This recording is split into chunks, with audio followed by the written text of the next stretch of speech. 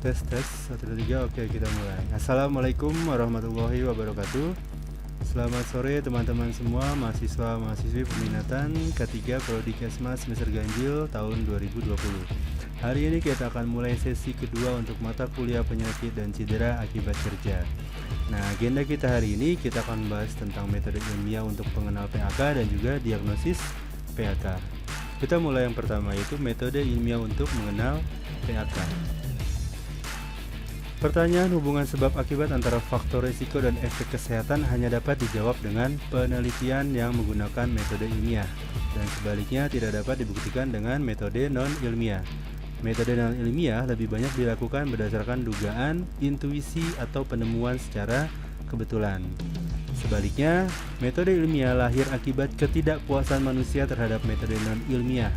Metode ilmiah merupakan cara berpikir deduktif dan induktif, yaitu suatu kegiatan yang sistemik dan objektif untuk mengkaji suatu masalah dan merupakan proses keilmuan untuk memperoleh pengetahuan secara sistematis berdasarkan bukti fisik. Contoh dari metode ilmiah yaitu initial observation. Seperti contohnya, banyak perokok mati akibat kanker paru. Lalu ada hipotesis, merokok menyebabkan kanker paru. Lalu ada prediction, insiden kanker paru tertinggi pada perokok berat. Itu artinya metode ilmiah secara prediksi. Lalu ada design a study. Contohnya ukur pola konsumsi rokok pada populasi perokok. Lalu ada design study klasifikasi perokok berat dan ringan. Lalu contoh lainnya misalnya design study untuk membandingkan insiden kanker paru pada grup perokok dan non perokok dan lain sebagainya. Nah, hubungan antara faktor okupasi dan penyakit atau cedera. Hubungan antara faktor okupasi dan timbulnya gangguan, penggunaan kata penyebab atau causation dalam PAK harus sangat hati-hati. Karena dalam PAK pajanan okupasi hanya salah satu kontributor pada pekerja tertentu. Dalam teori epidemiologi terdapat yang namanya necessary cause dan sufficient cause dalam kejadian suatu penyakit. Necessary cause adalah suatu komponen yang selalu muncul pada jalur terbentuknya suatu penyakit, sedangkan sufficient cause merupakan salah satu komponen yang terdapat dalam jalur terbentuknya suatu penyakit yang apabila komponen ini telah cukup maka penyakit akan terjadi. Contohnya untuk necessary cause ialah kuman TBC ditemukan pada semua penderita penyakit tuberkulosis. Nah, itu berarti artinya teori epidemiologi untuk necessary cause. Untuk contoh dari sufficient cause, contohnya pelarut dapat menyebabkan dermatitis, tapi dermatitis dapat timbul pada pekerja yang tidak terpajan, misalnya karena pekerja tersebut alergi terhadap makanan, getah pohon, atau alergi atau alergen lainnya. Hubungan antara faktor penyakit dan timbulnya gangguan hanya dapat menyatakan peluang pada pekerja terpajan lebih besar dibandingkan pekerja yang tidak terpajan. Dalam menentukan hubungan faktor pekerjaan atau disebut faktor okupasi dengan penyakit atau cedera akibat kerja, tentu akan ditemukan beberapa hal yang dapat membiaskan penentuan hubungan tersebut. Beberapa faktor yang perlu diperhatikan dalam mencari hubungan antara faktor risiko di tempat kerja dan terjadinya PAK untuk menghindari terjadinya bias, yaitu yang pertama, kita harus memperhatikan faktor dari healthy workers effect. Apa itu healthy workers effect? Healthy workers effect adalah fenomena di mana pekerja biasanya menunjukkan tingkat kematian atau kesakitan keseluruhan yang lebih rendah daripada populasi umum. Hal ini karena dalam pekerjaan tersebut penyandang cacat yang sakit parah atau kronis dikecualikan. Karena biasanya untuk menghindari pajanan lebih lanjut, pasien atau pekerja sudah dimutasikan atau pindah ke pekerjaan lain atas saran dokter, atau karena pekerja mengetahui pekerjaan tersebut yang menimbulkan atau memperberat penyakitnya. Jadi biasanya kalau diterima di tempat kerja atau di tempat kerja, pekerja dengan riwayat penyakit asma misalnya, tidak mungkin dia akan dipekerjakan atau ditempatkan di lokasi yang memproduksi debu. Misalnya di pabrik semen, dia tidak akan ditempatkan di bagian produksi, mungkin lebih ke bagian administrasi yang tidak terlalu berisiko terkena bahaya dari debu. Oke, lalu ada secondary gain atau keuntungan bagi pekerja apabila dia menyembunyikan atau sebaliknya membesar-besarkan tingkat keparahan penyakitnya. Nah, ini bisa menyebabkan bias. Seperti tadi ya, kalau health workers effect, kalau misalnya ada pekerja yang memang punya penyakit asma lalu dia ditempatkan di produksi semen misalnya yang banyak debunya, dan tentu dia akan membiaskan penelitian ilmiah untuk mencari PAK di tempat kerja tersebut. Sama dengan secondary gain, bisa aja si pekerja takut nggak dapat kerja, akhirnya dia membohongi atau bilang tidak ada penyakit bawaan dari dirinya sendiri. Lalu kita juga harus memperhatikan faktor objektif data. Dapatkan data objektif dan waspadai data subjektif dan data intersubjektif. Data objektif adalah data yang valid menggambarkan kondisi yang sebenarnya. Sedangkan data subjektif adalah data yang didapat dari persepsi pekerja, bisa tidak objektif karena ketidaktahuannya atau sengaja dikarang pekerja untuk tujuan atau kepentingan tertentu. Lalu data intersubjektif bisa bersumber dari interaksi pekerja dan pemberi kerja dengan tujuan melindungi kepentingan si pemberi kerja. Hubungan pajanan dan dampak kesehatan. Ada dua konsep hubungan pajanan dan dampak kesehatan, yaitu yang pertama konsep hubungan pajanan dan efek atau dose-effect relationship. Ialah peningkatan tingkat atau dosis pajanan dikaitkan dengan peningkatan atau penurunan hasil resiko. Misal, ada pekerja terhirup formaldehid dalam dosis kecil, timbul rasa gatal dan pedas di hidung atau leher.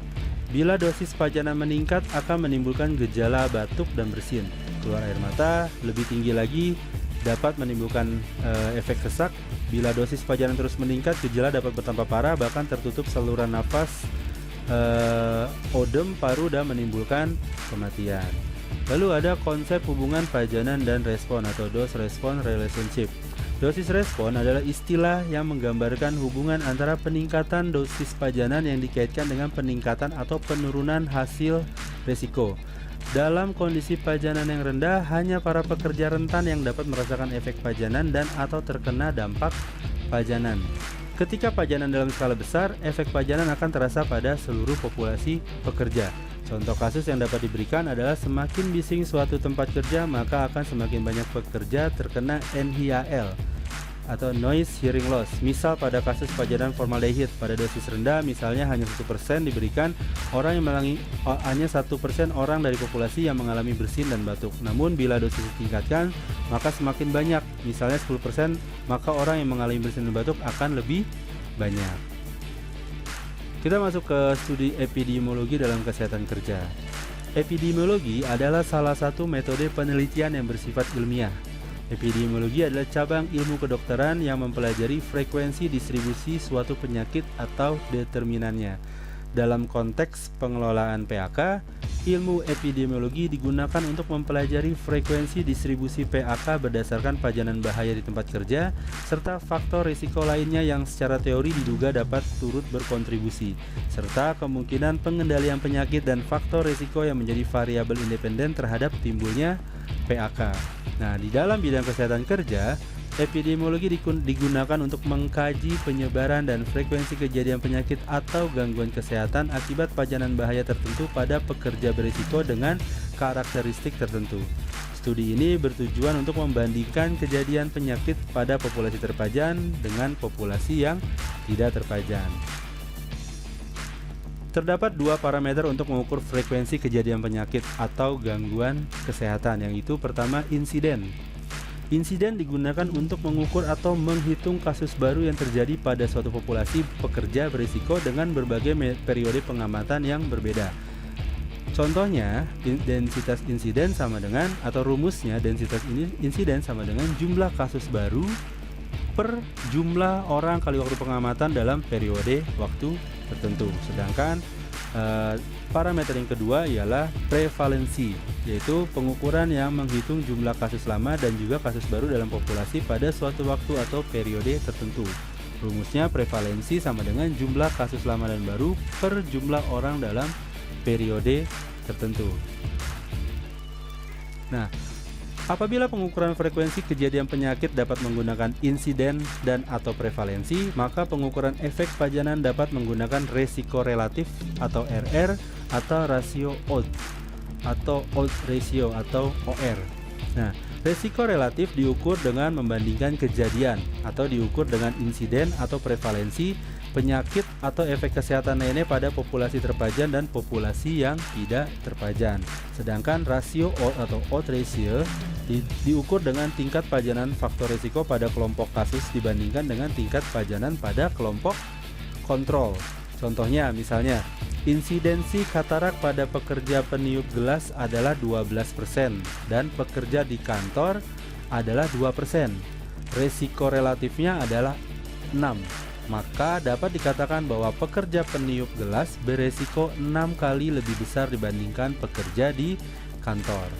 Nah, studi epidemiologi yang sebagian besar digunakan di bidang epidemiologi kesehatan kerja adalah studi observasional, bukan studi eksperimental yang hanya dilakukan pada hewan uji coba. Jadi, studi epidemiologi pada bidang kesehatan kerja di perusahaan, di tempat kerja, jenisnya adalah studi observasional, di mana peneliti atau bagian kesehatan kerja melihat langsung, mengobservasi langsung populasi pekerja di tempat kerja yang ingin diteliti. Misalnya tadi pekerja dengan populasi tempat kerja di kebisingan, nah itu yang diteliti, bukan eksperimental yang dilakukan untuk hewan uji coba. Kita masuk ke materi selanjutnya, yaitu diagnosa PAK. Diagnosa atau diagnosis PAK. Masalah tidak terdeteksinya PAK. PAK seringkali tidak terdeteksi. Ditemukan fakta yang menimbulkan kegalauan di Indonesia bahkan di dunia, yaitu sebagian besar pekerja gagal mendapatkan jaminan termasuk hak pengobatan, perawatan, santunan, dan hak kompensasi atas kecelakaan dan terutama penyakit akibat kerja termasuk kematian yang diakibatkannya. Menimbulkan kerugian bagi dua pihak, yaitu pekerja dan perusahaan. Bagi pekerja adalah terabaikannya hak perlindungan pekerja dan tidak terbayarnya hak finansial pekerja. Sedangkan bagi perusahaan berupa human capital loss yang bisa menurunkan produktivitas. Kehilangan pekerja yang sudah dilatih atau sudah diberikan training dengan baik selama bertahun-tahun, lalu dia terkena PHK atau terkena kecelakaan kerja, nggak bisa kerja kembali, akhirnya terjadinya human capital loss. Pekerja yang diandalkan tersebut tidak dapat bekerja lagi, harus digantikan dengan orang lainnya, yang dimana harus mengeluarkan biaya baru untuk pelatihannya, untuk trainingnya, untuk lisensinya, dan lain sebagainya. Mengapa PHK sering tidak terdiagnosis? Banyak ditemukan penyakit atau laporan keluhan pekerja yang mengalami gangguan kesehatan, namun PHK sering tidak terdiagnosis. Masalah utamanya adalah tidak teridentifikasinya adanya bahaya dan risiko kesehatan yang bersumber di tempat kerja. Sekali lagi, PHK berarti penyakit akibat kerja yang ditimbulkan oleh aktivitas pekerjaan di tempat kerja. Masalah berikutnya adalah gejala PHK dengan non-PHK yang sama. Misalnya, asma akibat kerja sama dengan asma non akibat kerja. Asma yang sudah diderita lama dari kecil oleh penderitanya, oleh pekerjanya, sama dengan efek asma yang ditimbulkan oleh akibat kerja. Permasalahan alamiah PHK adalah seringkali masa laten suatu penyakit yang lama. Seringkali menghubungkan antara pajanan dan kejadian penyakit. Berbeda antara PHK yang timbul seketika atau dengan periode laten yang pendek karena dapat seketika terdeteksi. PHK dengan masa laten yang singkat, contohnya dermatitis kontak iritan yang disebabkan oleh asam sulfat pekat. Nah, itu bisa langsung kelihatan, bisa langsung teridentifikasi, oh iritan penyebabnya adalah terkena asam sulfat yang pekat. Sedangkan PHK dengan masa laten yang lama, contohnya bronkitis kronik yang disebabkan oleh debu dan atau bahan kimia di tempat kerja. Nah, itu biasanya masa latennya lama atau masa timbulnya lama. Dia terakumulasi dulu di dalam tubuh, baru menimbulkan efek, baru menimbulkan gejala. Oke, kita masuk ke prinsip diagnosis PHK. Nah, dalam melakukan diagnosis PHK terdapat 5 prinsip yang harus diperhatikan. Penyebab PHK dalam ilmu kesehatan kerja dikenal sebagai bahaya atau faktor risiko kesehatan. Di tempat kerja terdapat banyak agen penyebab penyakit yang berpotensi menimbulkan PHK. Bahaya utamanya adalah bahaya lingkungan kerja dan bahaya ergonomik selain bahaya perilaku kerja, pengorganisasian pekerjaan, dan budaya kerja.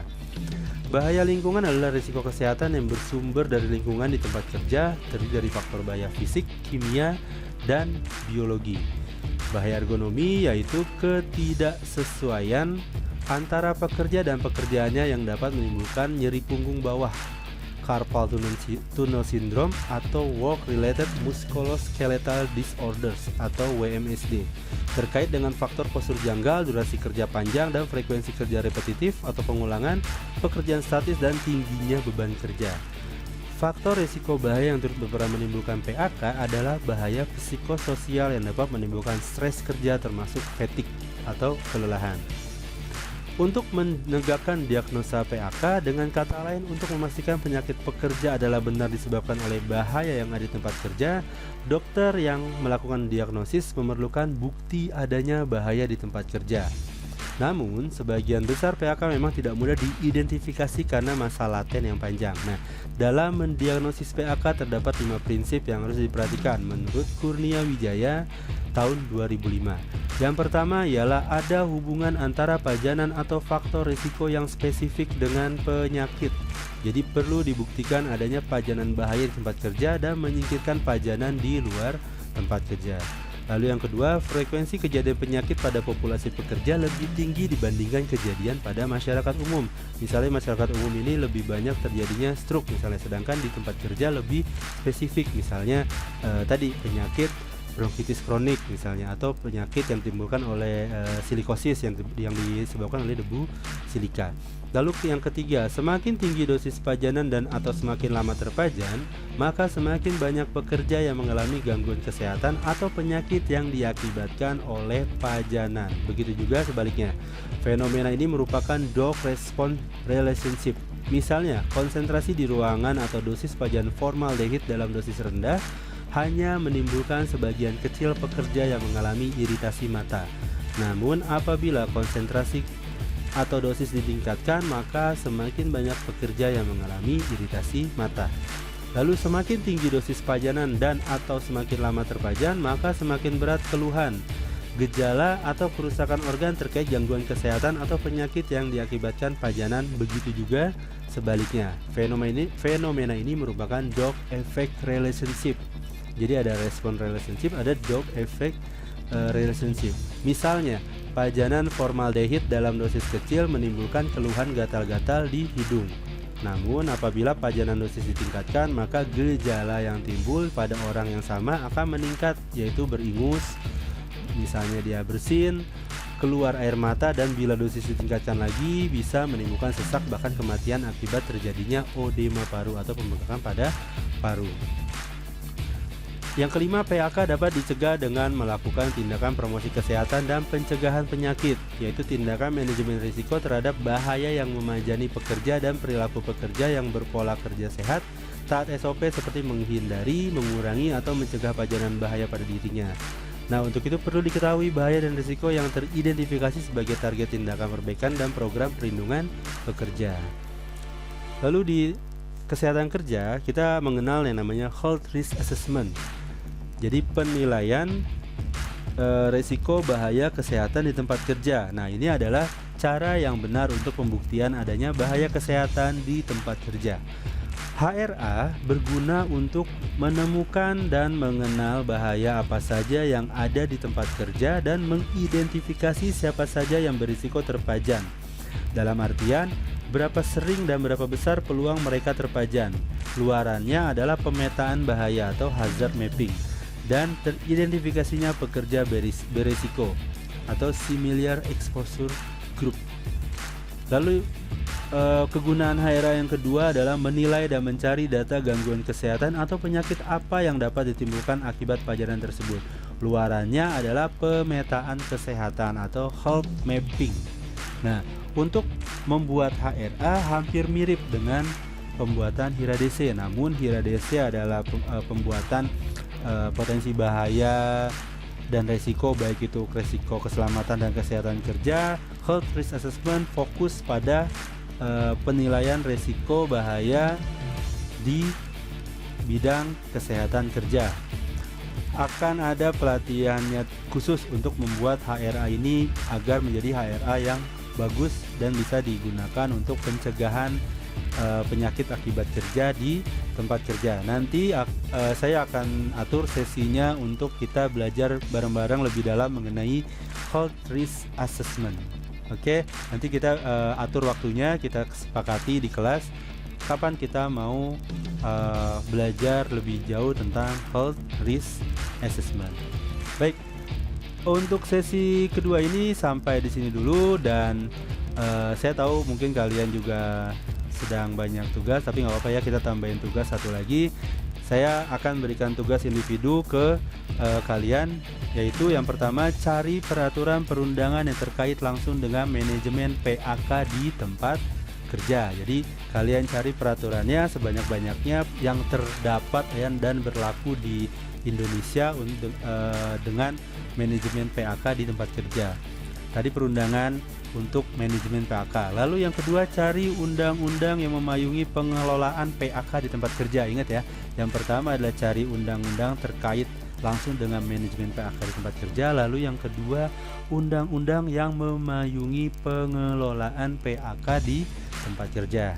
Nah, tugas ini dikumpulkan paling lambat 1 minggu dari sekarang. Jadi paling lambat kalau sekarang tanggal 24, berarti Sabtu minggu depan harus dikumpulkan dan dikirimkan ke email saya. Emailnya bisa dilihat di slide, yaitu ambi.pradipta88@gmail.com dengan subjek, sekali lagi dengan subjek, tugas individu PAK _ nama mahasiswa _ NPM.